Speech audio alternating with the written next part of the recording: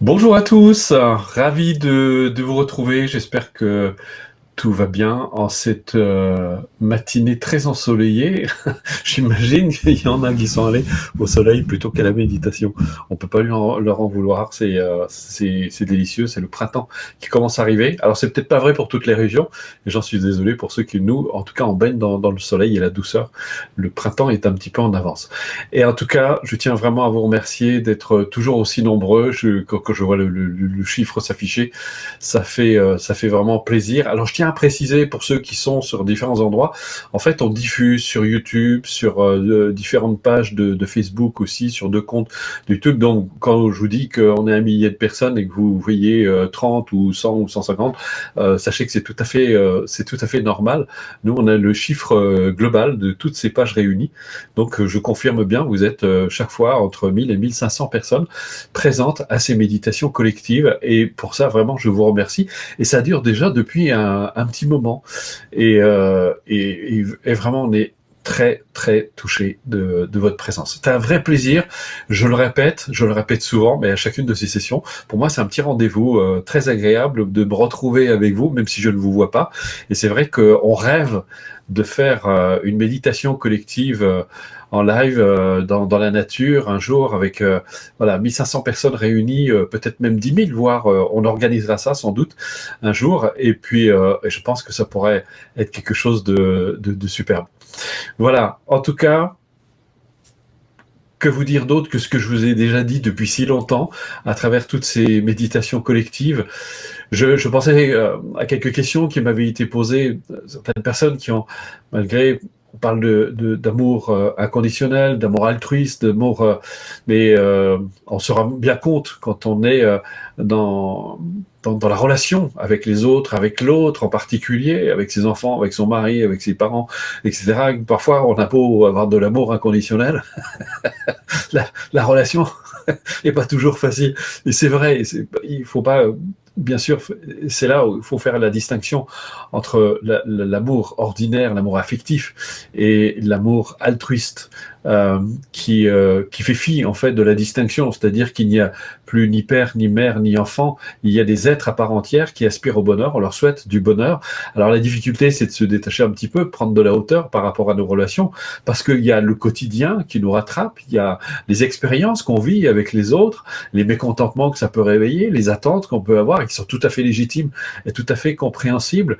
Mais ce qui est important, comme disait Dalai Lama, c'est d'avoir toujours en toile de fond l'amour et la compassion, justement pour éviter d'entrer dans quelque chose de destructeur. Parce que s'il n'y avait pas justement cette dimension d'amour altruiste en arrière-plan dans nos relations, eh bien très vite on finirait par ne nourrir plus que de la négativité, de s'entretenir dans la colère, dans la haine. Ce qui arrive, il y a des personnes qui ne voient plus que ça et qui, suite à une trahison, à un événement douloureux, difficile, ne nourrissent plus que ça parce que justement elles n'ont pas entraîné leur esprit à se positionner autrement, à voir d'autres aspects. Et ça crée des tourments sans fin. Et c'est là où justement l'amour altruiste, l'amour inconditionnel, est quelque chose d'extraordinairement puissant parce qu'il peut nous préserver de ça. Parce que même si on peut ressentir parce que nous sommes des êtres humains, on peut ressentir de la colère, on peut ressentir de la haine, on peut ressentir, mais on ne va pas la suivre. À la différence d'une personne qui n'a pas ce genre d'entraînement, eh bien, elle va suivre volontiers ces tendances négatives et on sait ce que ça donne, on sait où ça va mener la personne si elle ne fait que nourrir de la colère, si elle ne fait que nourrir de la haine, du dépit, de la rancœur, etc. Et puis, et aussi, ce qui est important, l'amour inconditionnel, ça va nous aider aussi à, d'abord à nous respecter nous-mêmes, avoir de l'amour pour nous-mêmes, et puis, et à réunir les conditions qui participent justement au bonheur, aussi bien à notre propre bonheur qu'au bonheur des autres. Et c'est pour ça que depuis la nuit des temps, toutes les traditions le disent. Christ a dit des choses très belles comme ne fais pas aux autres ce que tu voudrais pas qu'on te fasse à toi-même. Ça évite, contrairement, on a dit que la religion judéo-chrétienne est culpabilisante. C'est vrai, en fait, la religion est quelque part quelque chose de très culpabilisant parce que c'est un enseignement du Christ qui a pas été qui a été mal interprété parce que Christ n'a jamais enseigné la notion de bien et de mal. Vous savez que le mot péché, en hébreu, ça veut dire rater la cible. Ça veut dire qu'on est à côté de la plaque. Et c'est important d'être capable de reconnaître justement quand notre comportement est inapproprié. Et d'ailleurs, si vous vous rappelez cette fameuse scène quand il disait que celui qui n'a jamais péché me jette la première pierre, parce qu'il sait qu'on est tous de grands pécheurs, on est tous souvent à côté de la plaque. Et c'est là où justement, c'est très utile d'avoir ces notions. Par exemple, moi j'aime beaucoup cette notion de dire ne fais pas aux autres ce que tu ne voudrais pas qu'on te fasse à toi-même. C'est-à-dire de transposer, de se dire est-ce que ce que je suis en train de faire là, est-ce que je le supporterais, est-ce que je l'accepterais moi-même. Donc ça nous aide à réviser nos comportements et de se dire voilà, on va essayer. Donc ça nous aide à nous mettre un petit peu à la place des autres.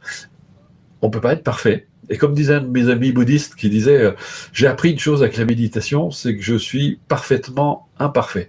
Et donc on apprend à vivre avec ses imperfections, à faire preuve d'indulgence, à rire de soi aussi, parce que des fois on se prend très au sérieux. C'est pour ça que, vous savez, il y a cette magnifique phrase aussi qui disait ne vous prenez pas trop au sérieux, de toute façon vous ne vous en sortirez pas vivant. Donc c'est important d'avoir de la hauteur, parce que c'est vrai qu'un jour on va tous mourir. C'est inéluctable, c'est inévitable. Comme dit Dalai Lama, si vous inquiétez pour votre mort, vous inquiétez pas, vous mourrez avec succès. Mais il disait aussi pourquoi, quand on lui posait la question, je vois pas pourquoi je devrais m'inquiéter, m'angoisser pour quelque chose qui de toute façon va arriver. Alors que quand on se prépare justement à ce moment particulier de la vie, puisque ça fait partie de la vie, la mort. C'est pas séparé. Il n'y a pas la vie et la mort. Ça fait partie du contrat. Vous naissez, ça fait partie du contrat. Vous mourrez, ça fait partie du contrat. C'est dedans. C'est indissociable. La mort fait partie de la vie. Le problème, c'est qu'on est dans une culture qui a développé une très peur, on a vraiment très très peur de la mort. C'est pour ça qu'on veut mettre des sécurités partout. D'ailleurs, regardez, en cette période de Covid, les gens sont effrayés, on a l'impression que voilà, le Covid est caché derrière tout. Enfin, ça devient, on assiste à des comportements assez étonnants. Mais ce qui est important, c'est que justement, quand on accepte la mort, ça donne un sens à sa vie. C'est de se dire, mais il n'y a pas de temps à perdre. J'ai une vie à vivre, je vais pas la gâcher.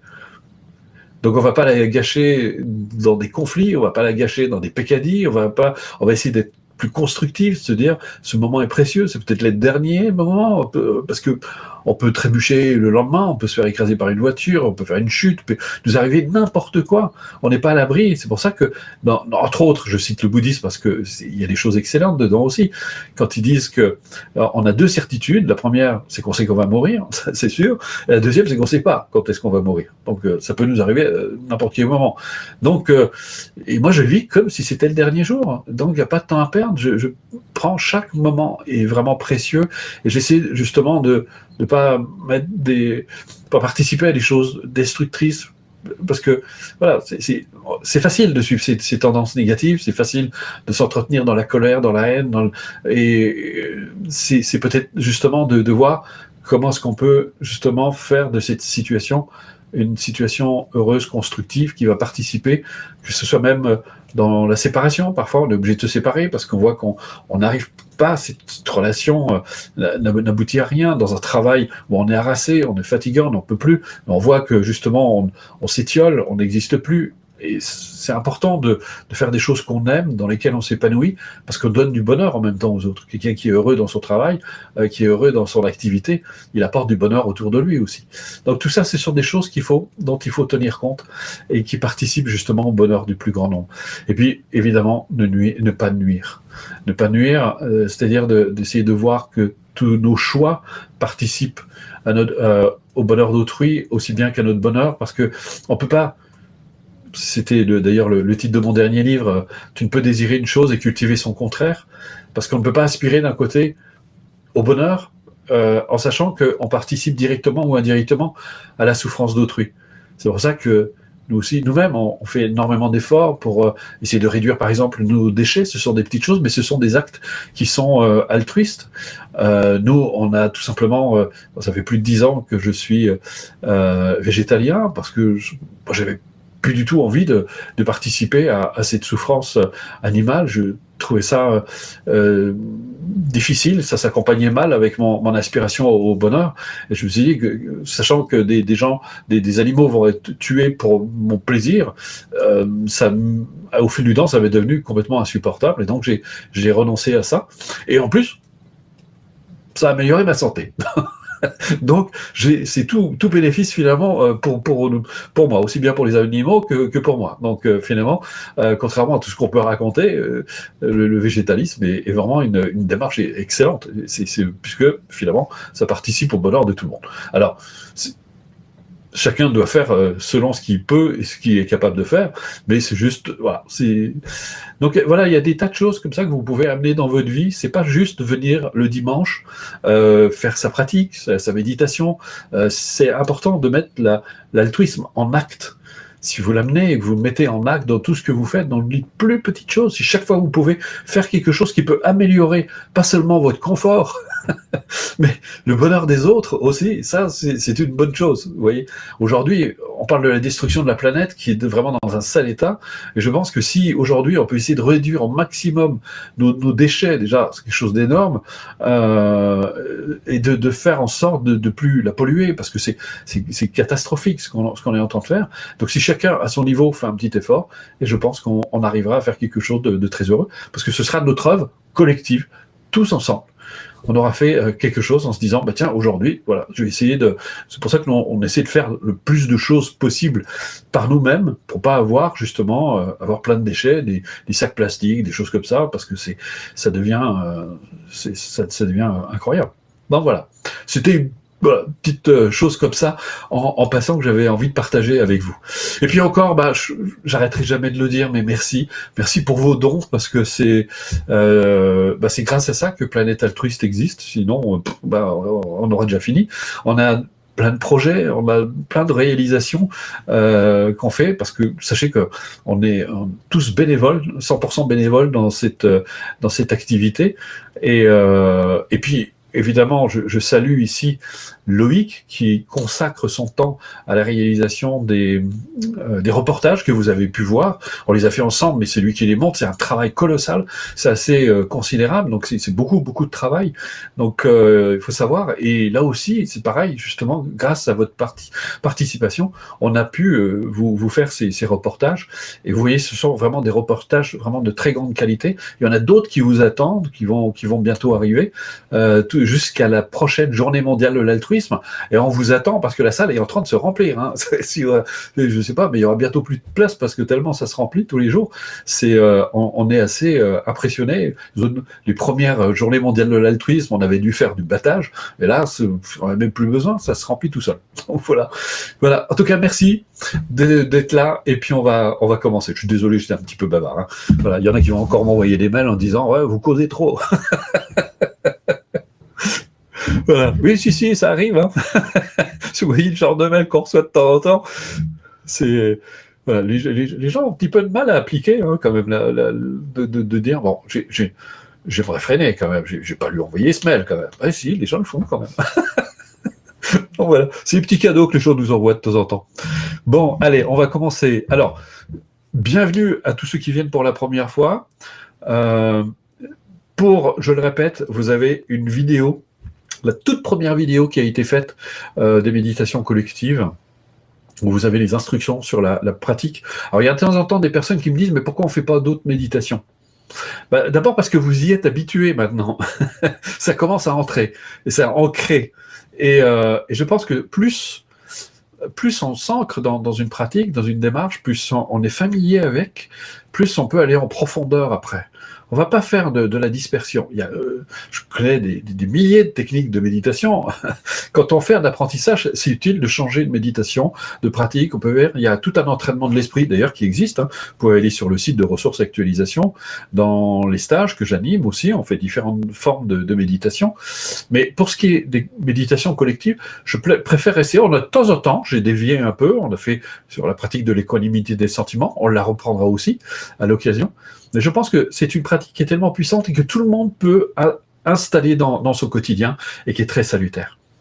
Donc voilà, donc on va continuer comme ça, et puis à l'occasion on m'a demandé aussi de faire des prières de guérison, on peut faire, on va pas, voilà, il existe plein de choses, mais on va pas, restons centrés. c'est pas le supermarché de la spiritualité. Voilà. Bien, alors je vous propose, on va commencer par la petite dédicace, je l'avais préparée, pas la dédicace, la prière de motivation, puisque comme vous le savez, la motivation, c'est fondamental. Voilà, alors on y va, par le pouvoir et la vérité de mes pratiques, puissent tous les êtres jouir du bonheur. Puisse chacun de mes actes, de mes gestes, pardon, chacune de mes paroles contribuer à l'éveil de tous. Puisse ma vie tout entière devenir un phare pour ceux et celles qui errent dans la souffrance. Puissé-je, par ma propre motivation, mes efforts personnels et mes réalisations, susciter ce même désir d'accomplissement chez les autres. Que toute ma vie, et quoi que je fasse, soit une œuvre, une lumière de liberté et de joie pour autrui. Vous voyez, c'est vraiment ce qui peut donner de sens à ce que vous faites, à ce que vous entreprenez, et puis aussi évidemment à votre pratique. Voilà, je vous propose de vous installer, mettez-vous dans les conditions appropriées, prenez une position qui soit confortable, si possible assis. Voilà, ramenez l'attention sur vous-même, sur votre corps. Le corps est la première chose que l'on perçoit en soi. Vous pouvez le percevoir à travers les sensations qui s'élèvent, qui se manifestent. Sensations d'inconfort ou de bien-être. Des sensations agréables, peut-être d'autres moins agréables. Votre corps vit. Votre corps est vivant, acceptez-le tel qu'il est.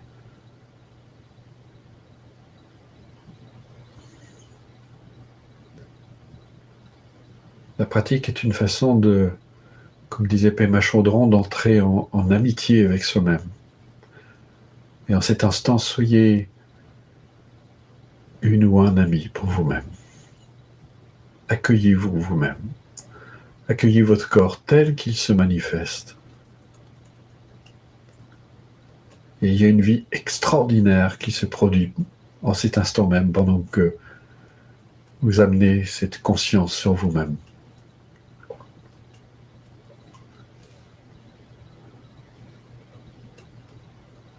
Essayez de la ressentir, au moins de l'imaginer.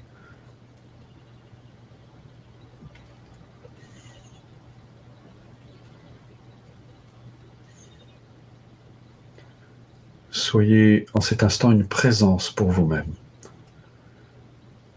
Une présence bienveillante, ouverte, aimante, je dirais même.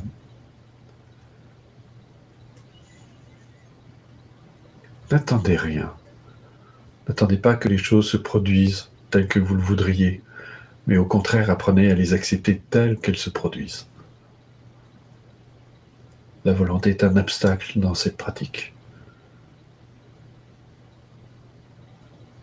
Ne faites pas intervenir votre volonté, mais au contraire votre ouverture d'esprit. Si vous ressentez quelque chose, c'est très bien. Si vous ne ressentez bien rien, c'est très bien aussi. C'est un état d'être, la méditation.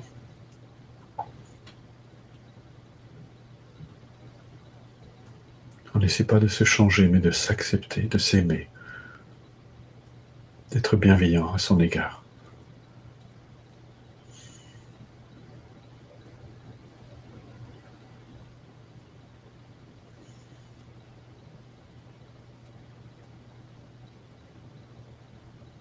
Voilà, vous êtes un peu plus présent. Et pendant cet instant, vous pouvez aussi simplement laisser vos pensées s'élever à la conscience, sans les retenir, sans vous y attacher, sans vouloir les changer, juste laisser être comme des nuages qui s'élèveraient dans le ciel, qui traverseraient le ciel, avec leur forme, leur couleur, chaque fois différente, qui se modifient, se transforment. Comme disait Wangpo, considérez vos pensées comme un morceau de bois pourri qui flotte sur l'eau. N'y accordez pas plus d'importance que cela. Soyez juste présent. Elles sont agitées, c'est très bien, laissez être. Elles sont tranquilles, calmes, laissez être.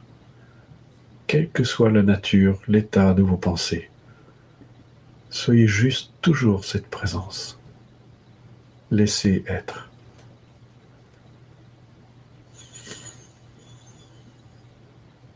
Ne vous attachez à rien, soyez juste cette conscience présente.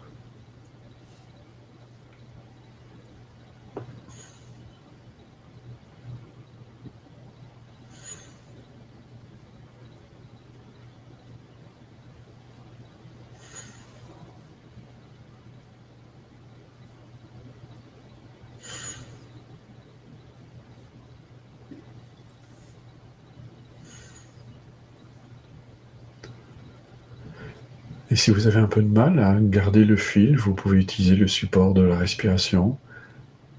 Vous pouvez regarder votre souffle, voir votre souffle qui se manifeste librement sans que vous ayez besoin d'intervenir. Ça respire en vous, ça respire tout seul. Percevez ce rythme régulier de va-et-vient de votre propre souffle et demeurez tranquille. Je vous laisse quelques instants en silence.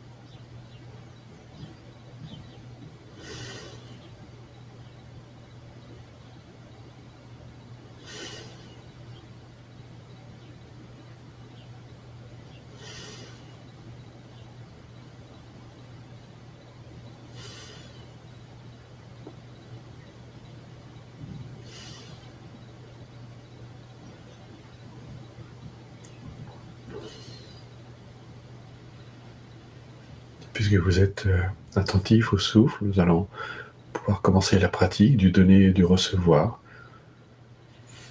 Donc toujours en utilisant le souffle, à chaque expiration, imaginez que vous répandez l'amour, la bienveillance, la compassion en vous-même, au plus profond d'abord de votre corps, au cœur même de vos cellules. Imaginez que chaque fois vous répandez cet amour dans tout votre corps, mais aussi dans tout votre être, au plus profond de votre être. Ayez conscience que cet amour, cette compassion fait partie de votre nature. On peut utiliser l'image de la fleur qui s'ouvre pour libérer son parfum, pour libérer sa fragrance. Et le souffle serait comme le vent qui viendrait pousser ce parfum, le répandre. Donc à chaque expiration, vous répandez l'amour, la compassion, la bienveillance, la sagesse, la bonne santé, l'équilibre, le bien-être. Et vous le répandez dans tout votre être, dans tout votre corps, au plus profond de votre être, au cœur même de chacune de vos cellules. Vous vous emplissez de cet amour, de tout ce positif, de toute cette harmonie. Et imaginez qu'à chaque inspiration, vous accueillez avec bonheur, avec joie, tout ce qui fait obstacle à votre bonheur, vos peines, vos doutes, vos incertitudes, votre négativité, vos colères, vos rancœurs, tout ce qui fait obstacle à votre bonheur. Vous l'accueillez dans votre cœur, qui, je le rappelle, est comme un puits de lumière. Donc à chaque inspiration, vous prenez tout ce qui fait obstacle à votre bonheur et vous l'amenez dans ce puits de lumière qui est votre cœur, où tous ces obscurcissements mentaux peuvent se dissoudre, s'apaiser, avec joie, avec bienveillance. Vous n'êtes pas affecté par cette négativité, au contraire, vous l'accueillez avec plaisir parce que vous savez que vous vous en libérez. Vous ne les retenez pas. Vous leur permettez de bénéficier de cette lumière et de se disperser, de se dissoudre. À l'expiration, vous répandez l'amour, la compassion, la bienveillance, tout ce qui participe à votre bonheur. Et à l'inspiration, vous accueillez tout ce qui fait obstacle à votre bonheur. Je vous laisse aussi quelques instants en silence.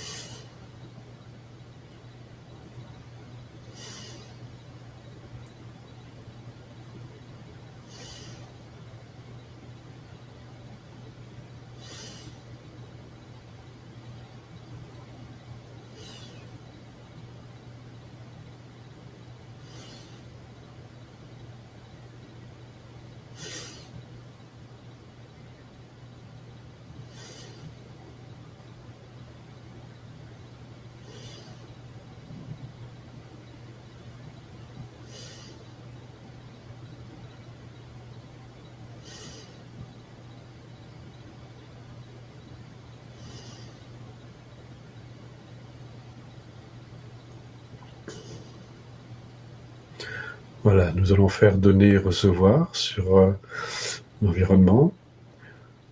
Donc, comme nous le faisons d'habitude, dans un geste tout à fait symbolique, imaginez que vous vous donnez tous la main pour former un immense cercle de près d'1 millier de personnes, voire plus, si on compte les familles, les couples. Et ben, ceux qui sont ensemble d'ailleurs peuvent se donner la main. Imaginez que vous vous donnez la main. Et symboliquement, vous faites un immense cercle de plus d'1 millier de personnes. Et là, nous allons faire donner et recevoir sur l'entourage, sur l'environnement. Donc, exactement dans les mêmes dispositions d'esprit, imaginez que à chaque expiration, vous répandez, vous libérez cet amour qui est en vous, cet amour, cette compassion, et vous les répandez autour de vous, par le véhicule du souffle, à chaque expiration, comme si le vent allait emmener cet amour, cette compassion, cette bienveillance, tout autour de vous, autour des personnes qui vous entourent, mais aussi vous dirigez cet amour envers les personnes qui pratiquent avec vous en ce moment, vos frères et sœurs humains qui ont accepté de se réunir en ce dimanche matin pour se partager de l'amour, de la bienveillance, comme un élan d'amitié, de fraternité. Vous répandez l'amour autour de vous. Et à chaque inspiration, imaginez que vous prenez tout ce qui fait obstacle à leur bonheur, leur peine, leurs difficultés, leurs douleurs, leur négativité, et là, vous l'accueillez avec joie. C'est exactement pareil, vous n'êtes pas du tout affecté par cette négativité, au contraire, parce que vous avez la capacité de libérer les personnes, de dissoudre cette négativité. Et cela vous aidera aussi dans le quotidien. Plus vous laissez affecter par les tendances d'autrui, les tendances négatives d'autrui, vous apprendrez à les accueillir sans vous laisser affecter. Et vous amenez tout cela dans votre cœur, qui, je le rappelle, est comme un immense puits de lumière dans lequel toute cette négativité peut se dissoudre. Montrez là un état d'esprit très différent par rapport à la souffrance, la vôtre et celle d'autrui. Accueillez-le avec bonheur. Vous répandez l'amour, la compassion à chacune de vos expirations, autour de vous, envers les personnes qui pratiquent avec vous, mais aussi les personnes qui vous entourent et dans votre environnement direct. Imaginez que si vous êtes dans un immeuble, par exemple, que tout l'immeuble est rempli d'amour grâce à vous, que vous le répandez, vous libérez cet amour et vous le répandez partout. Répandez dans le quartier aussi. Voilà, je vous laisse quelques instants en silence pour procéder.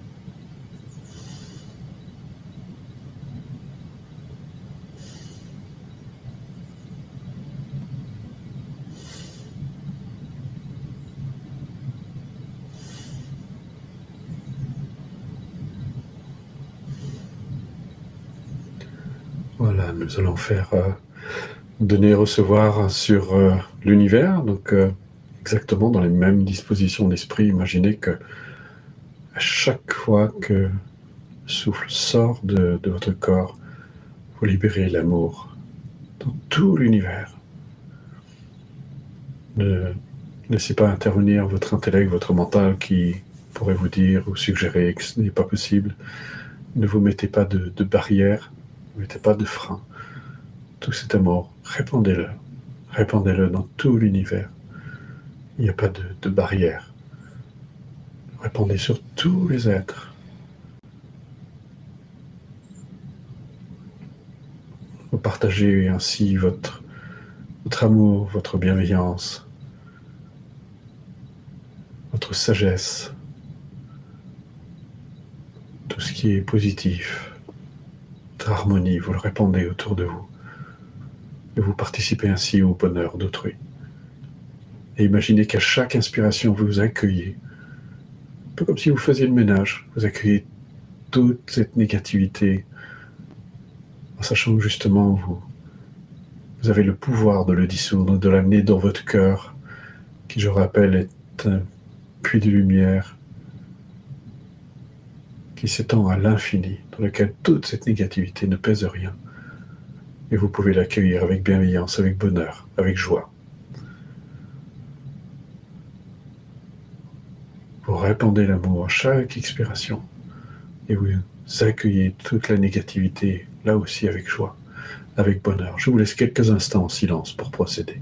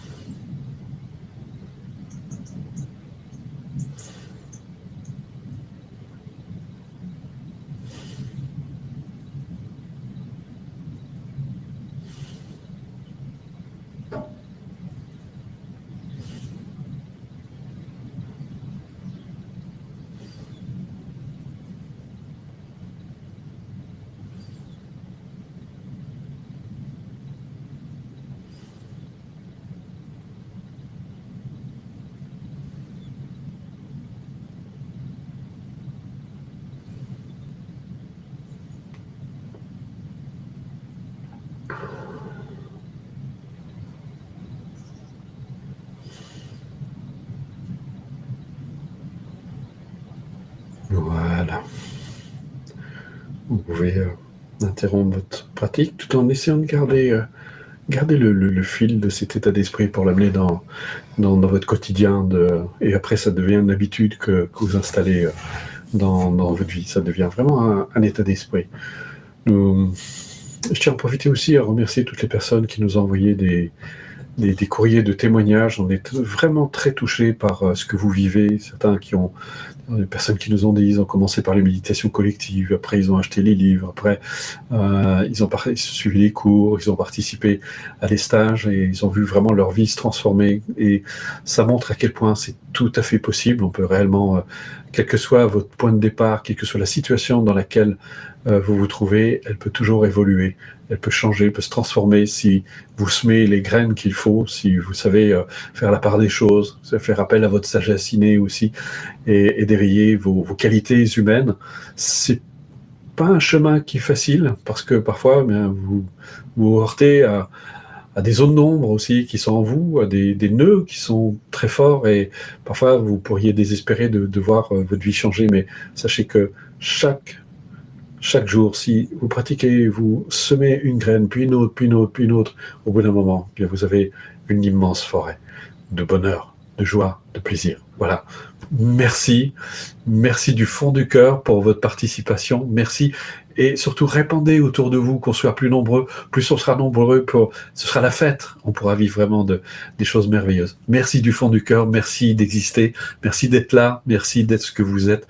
Et continuez. Laissez la fleur que vous êtes s'éclore et répandre son parfum partout. Et le monde s'en trouvera mieux. À bientôt, à la semaine prochaine.